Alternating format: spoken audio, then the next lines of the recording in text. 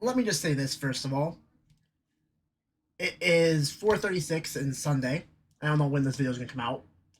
And the Buffalo Bills has just lost 9-6 against the Jacksonville Jaguars. Now, I was gonna think about actually keep my reaction.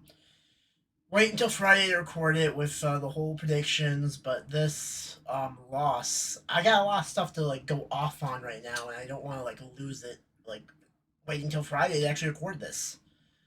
So I'm gonna record this now. We're gonna get this up on the channel as well. You guys are gonna hear my actual live reactions to the Bills losing 9-6 against the Jacksonville Jaguars.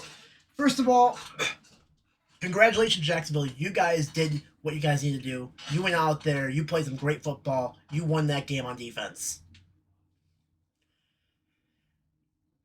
Our defense didn't have a problem in this game either. I think our defense was actually decent in this game. Let's talk about the offense. I know a lot of people are going off saying about how Josh Allen is this, that, the other. Buffalo's Josh Allen, not Jaguars Josh Allen. Jaguars Josh Allen had a great day, by the way. But I know people are going out there saying Josh Allen sucks this, Josh Allen sucks that, he's not an actual franchise quarterback. No one that is saying this stuff is actually watching the game and realizing what Josh Allen's going through in this game against Jacksonville to actually say that. The offensive line has allowed Josh Allen to become basically a piñata for the other Josh Allen and the Jacksonville Jaguar defense. The offensive line. I'm going to actually search this up right now. I want to see actually how many hits they've had on the actual Buffalo Bills defense. On Josh Allen himself. There was a lot of hits. Mute this real quick. Josh Allen took 4 sacks. 4 sacks, 35 yards. That's too much for him to actually be doing. Where's the hits? All right, QB hits. Jacksonville had 8. 8 QB hits on Josh Allen. 4 sacks in the game for Jacksonville as well. This is unfucking acceptable for our offensive line. They allowed the Jacksonville Jaguars defense to eat them alive. And this game reminds me a lot of the Steelers game. It's almost the same concept. Like, I think the Steelers actually had 8 hits on the quarterback as well. I'm going to make sure real quickly, just so I'm not actually giving you guys false like information and whatever have you. Let's take a look at Josh Allen facing the Steelers. How many hits did they get on the quarterback against the Steelers? Jacksonville Steelers had 8 hits as well on Josh Allen and 3 sacks in that game as well. Same freaking concept with the Steelers game. This time they couldn't get actually going on offense. The offensive line was atrocious this game. Could not let Josh Allen actually find a man wide open down the field. This is like one of the worst passing defenses in the freaking league, and you made them look like they're one of the best.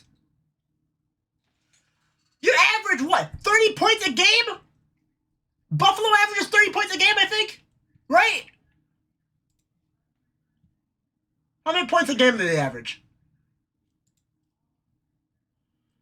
32.7 points they average, and they can only muster 6 fucking points.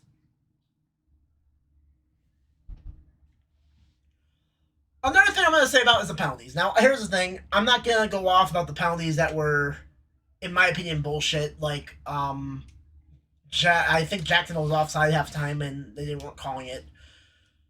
But there were some penalties that Buffalo did. I mean, Buffalo has to they have to clean up their penalties here. They had Jacksonville in a 4th down, 4th and long, and a 15-yard penalty negates that because I think it was Tre'Davious White who got a little bit aggressive at the start of the game.